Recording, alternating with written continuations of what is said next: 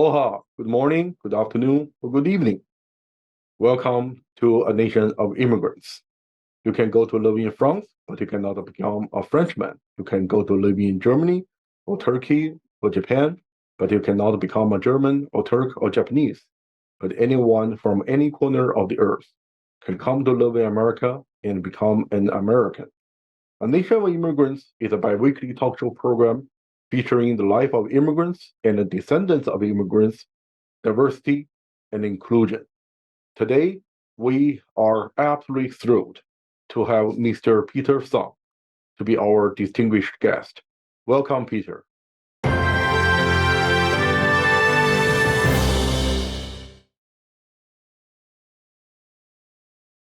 Welcome, Peter. Thank you, Chang. And as a flight instructor, I have to wave with my model airplane. It's a great honor to be on your show, and I've watched many episodes of your show. It's excellent to celebrate a nation of immigrants. Thank you very much, Peter. We are so thrilled to have you here today because you are the first pilot and flight instructor we interviewed. I have been in the United States for 23 years, and there are only two immigrant pilots I know. That's you and a friend who is a Japanese American. And so you are absolutely the first Chinese American pilot and a flight instructor we interviewed. So we're particularly thrilled to have you. So let me look at your bio. Your bio is I would say, started with a pretty typical first generation Chinese American, story, a typical American story, then end up in a pretty surprising way. So if you don't mind, let's look at your bio together. So you graduated from the University of Science and Technology in China in 1991. The University of Science and Technology has always been called China's MIT, the most prestigious STEM university in China. And you came to the United States for graduate studies and become a very successful actuary. So you must be very good at mathematics. But you, Peter, had a dream of flying airplanes ever since you were a child. So after you took your first introductory flight in Chicago Executive Airport in 1994, you knew you want to become a pilot, and the journey only took you 27 years.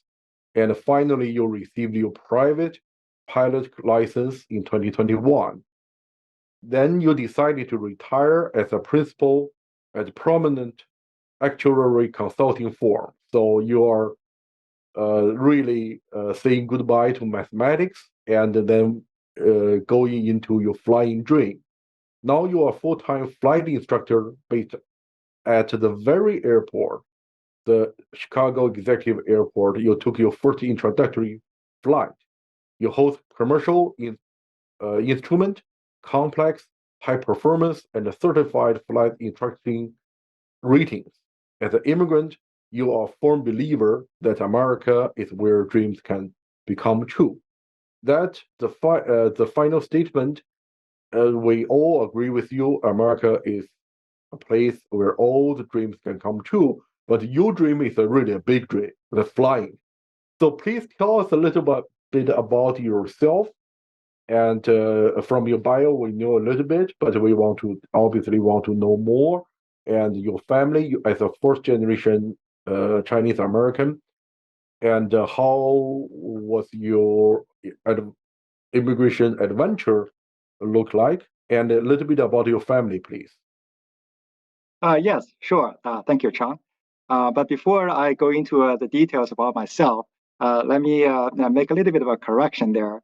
When I left the actuarial consulting field and became a flight instructor when flying, I did not ditch math. Math is everywhere. And it is aerodynamics is all about mathematics. Yes, sorry about that. It was a bad joke. Yeah, obviously, the STEM, they're all related. Yes, that's right.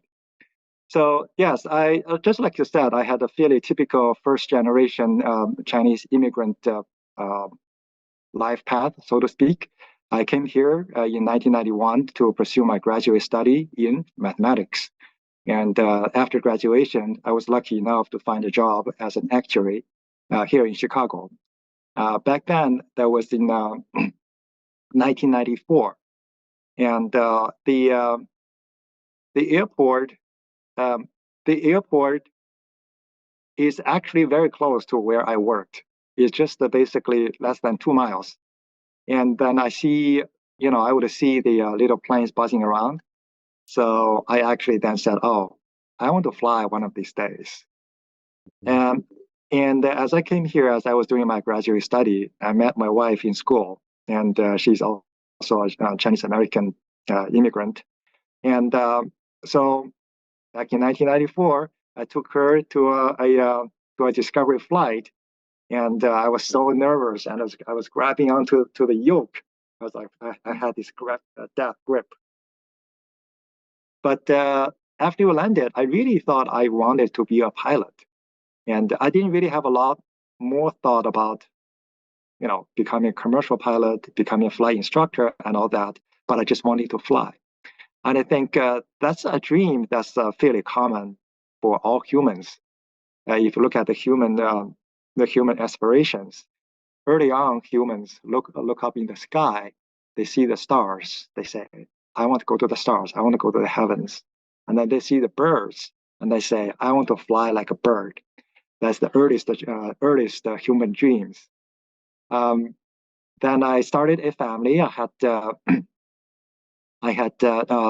my two daughters, and work got in the way. I took some flight lessons along the way, but life gets in the way. You just can't really fully pursue your dream. Later on, when my kids were all in college, that's when I really thought it's time to pursue my dream of flying, and it's not too late. I can still do it. So I took the time and I got my private license. And in fact, my journey to get my first private license is a fairly long and I would say convoluted process. It took me about 3 times as much flight hours to get my pilot's license than the national average. But I'm glad I did it. And then in between there was COVID and all that. Mm-hmm. Then after I got my private license, I just felt like I can't really stop. I just love it so much. I have to go further. So then I got my instrument rating. And then I said, okay, then I got my commercial rating. I got my high performance. I got my CFI rating. I got my complex rating. And then just in past November, I got my instrument instructor's rating. So each step is so a lot of fun. And I think once I find the passion, I just can't stop. I find myself in the shower kind of thinking about, oh, I can do this maneuver. I can do it this way. I can do it that way. And that makes so much more sense. And this aerodynamics, oh, it works this way. The engine, oh, it works that way. So it's something that I cannot really stop thinking about. So it's really great. The Thank other you thing so that I much. want to the other thing that I want to touch on is America is such a great country, and not only you can pursue your dreams in aviation. There is no other country in the world that is as free, as accessible to the public in terms of general aviation as in America. So, like I wear eyeglasses. In fact, I wear bifocal now, and I would have been. There's no way I would have been able to get my flight training in China or in any other places because you're too old for it. Your eyes are not good, and you get scars at the back of your neck. You cannot be a pilot. But America, yeah, go ahead and do it. And also as I was going through the process, I met quite a few pilots who had physical challenges. So, for example, I met a pilot whose left hand only had two fingers, and he has some congenital conditions.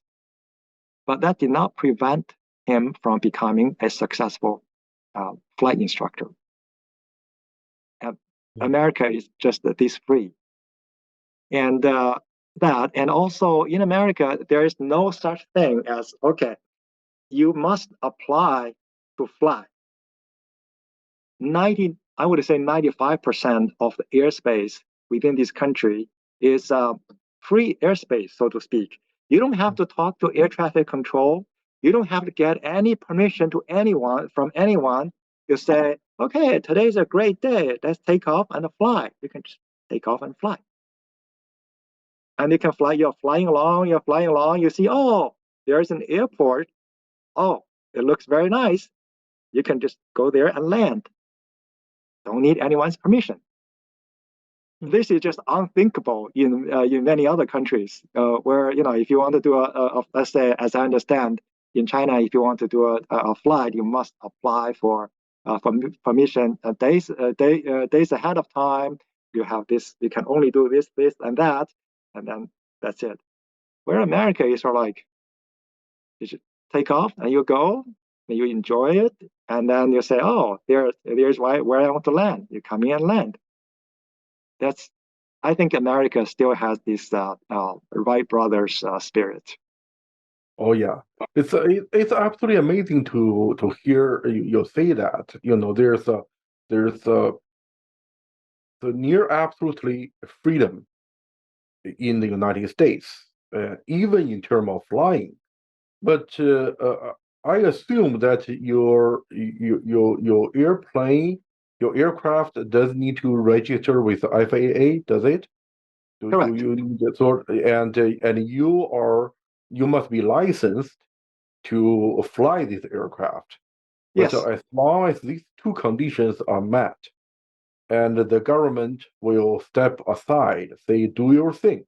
We are not going to interfere with your freedom, as long as you meet the fundamental safety standard, and we trust you.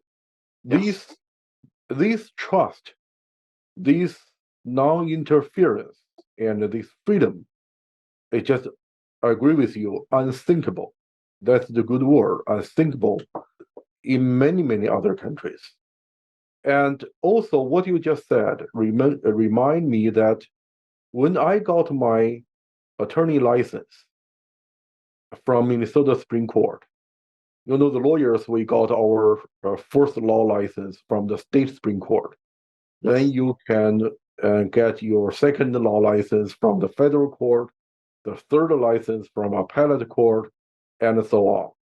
But when I got, and my classmate got our first attorney license from the Minnesota Supreme Court, I was only on optional practical training, which is not an official work visa in the United States.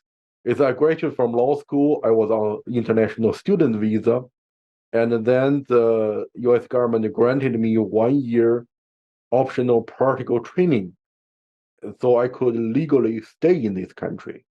So I was basically an intern or trainee, type of a position, but I could receive my attorney license. Again, this is absolutely unthinkable in many other countries.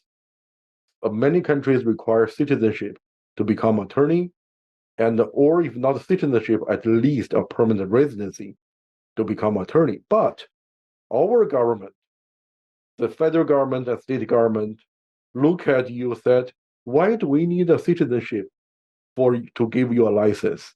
As long as you are competent, you're ethical, and you can do your job, you definitely should have this license. The same situation as the FAA look at you, Peter, and your colleagues, that we don't care about whether or not you wear glasses. As long as you pass all the exams, as long as you follow all the safety protocol, you can fly. So I cannot emphasize more what that means, particularly for immigrant. Now I have to ask you this question from our CEO from the ThinkTech Hawaii. This program is brought to you by ThinkTech Hawaii, a nonprofit organization based in Honolulu, Hawaii, and Kingsfield Law Office. And Jay is our CEO. He's very, very good at asking questions. And he sent me an email a couple of days ago, said, ask your guest this question. So what you, Peter, can teach us about the pros and the cons of our system, the American system and a nation of immigrants. And you have something to say before the show, you told me, please. Yes, thank you. And I would not say, okay, so I'm a flight instructor. I'm legally certified to teach flying, but I will not. I'm not certified to teach about the system. I think as an attorney, you are probably in a better position to talk about the system. I just share my my feeling and my thoughts. And Yes. I think from my work and my life experience, I have been fortunate enough to have lived and traveled to many different countries. I lived in China, I lived in the United States, I lived in the UK, I lived in Japan for some time. And in fact, my second child was born in Japan. So I think our system definitely is not the perfect system, but I think it is the system that you can get, the best system you can get on this earth.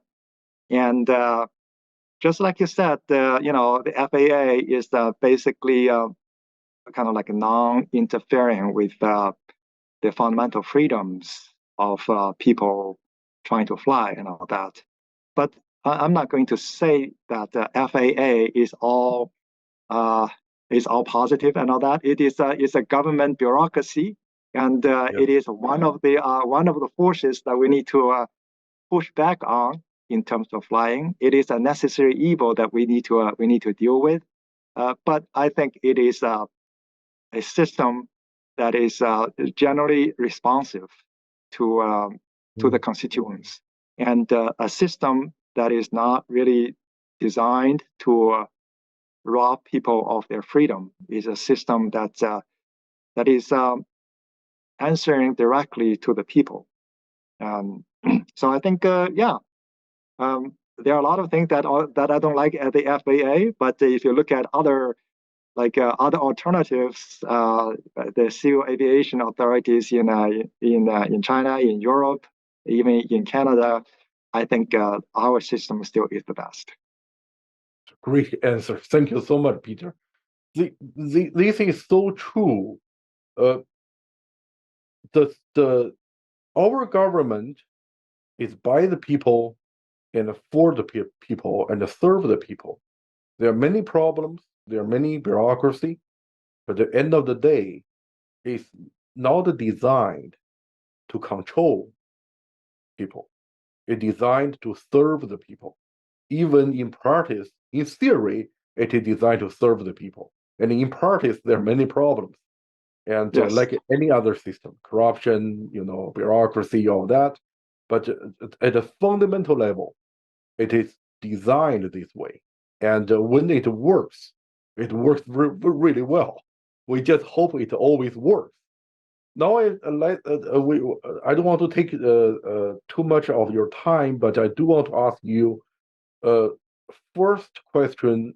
The next question is, what would you say will be the biggest challenge to be a pilot and a flight instructor, or what would be the biggest challenge to fly? Mathematics obviously is one of them. I definitely agree with you. You have to be very good at science, technology, mathematics, engineering, all of that. But what would, or mentally, or physically, or mathematically, challenges?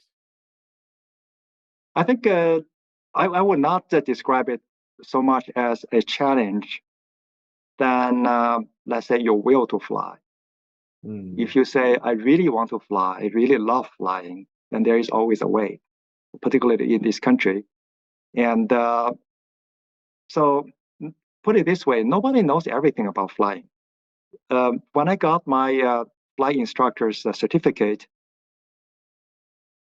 I got the congratulation note from my pilot examiner, and he said, "Congratulations! Now you are a certified flight instructor. Now your learning really starts." So I have learned so much since I became a flight instructor, and there are senior flight instructors who have been teaching for 10, 20, 30 years, and they're still learning.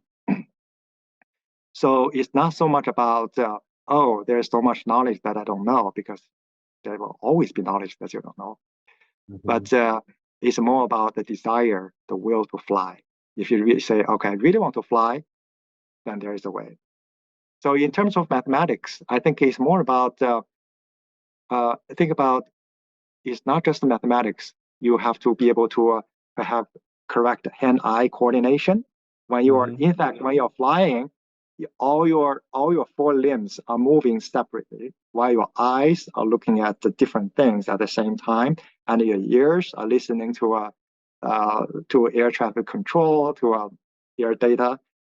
So it is a lot of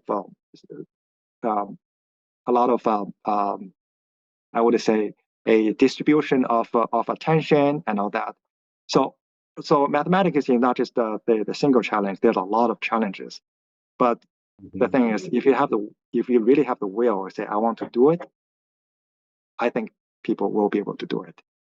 So just like the example that I have given, the gentleman that I met, he had two fingers left on his left hand, and he's doing very well. He's not only a commercial pilot, he's there to teach other people how to fly because he has the will. Great, thank you so much. Assuming that you're flying an aircraft in the United States, will you be able to fly outside the United States to Canada, to Mexico, or even cross the Pacific? Can you do that?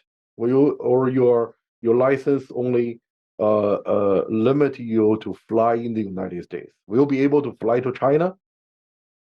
In theory, yes. If you want, you can do that.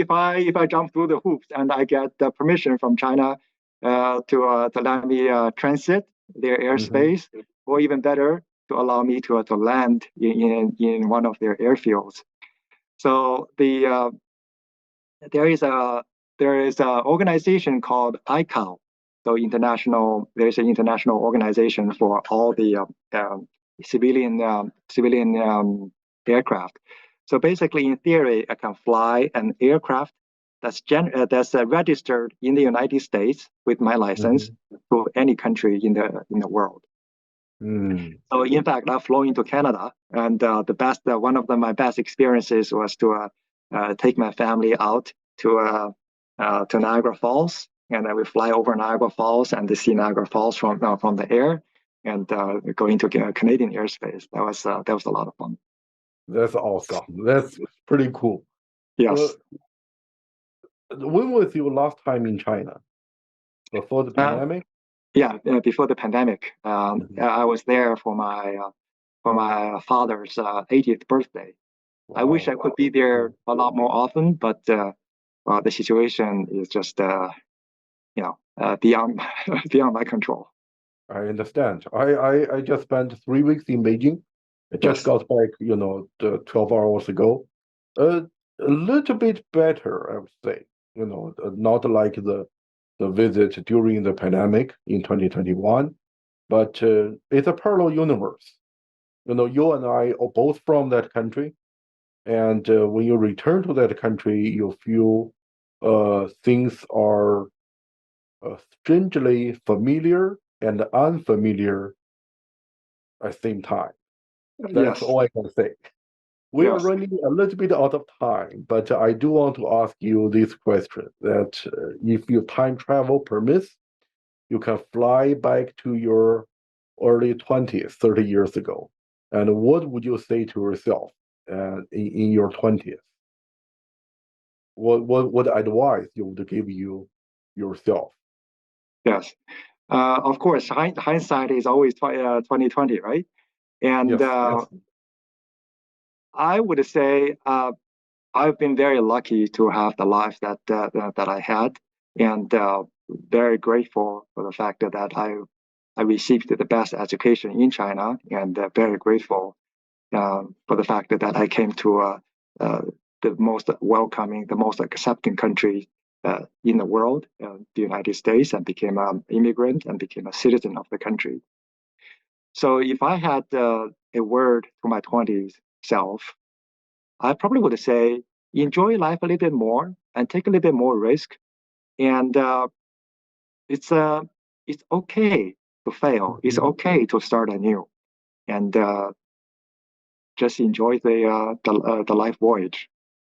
And I did not fully appreciate the vast uh, opportunities that America offers until quite a bit later.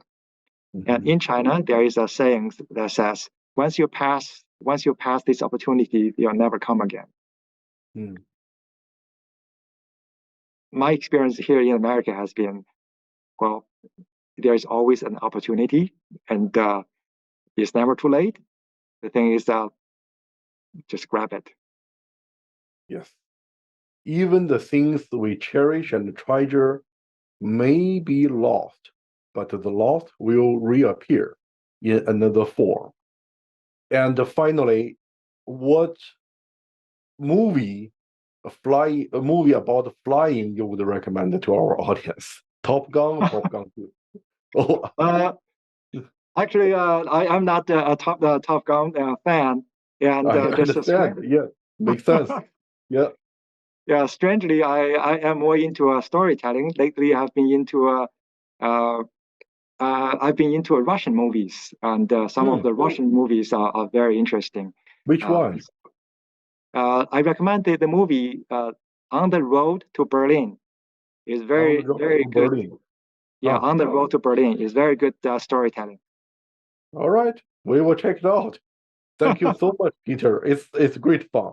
Again, we are absolutely honored and thrilled to have you, our first guest, a pilot who is a pilot and certified flight instructor. What a great honor, Peter, and what an amazing American story. And congratulations on your licenses. And we look forward to flying with you. Thank you, Peter. Thank you very much, Sean. And I look forward to flying with you when you come to Chicago. Give me a call, and I'll take you off for a Chicago aerial tour. Wow. Very much look forward to it. Thank you very much. Thank you. So,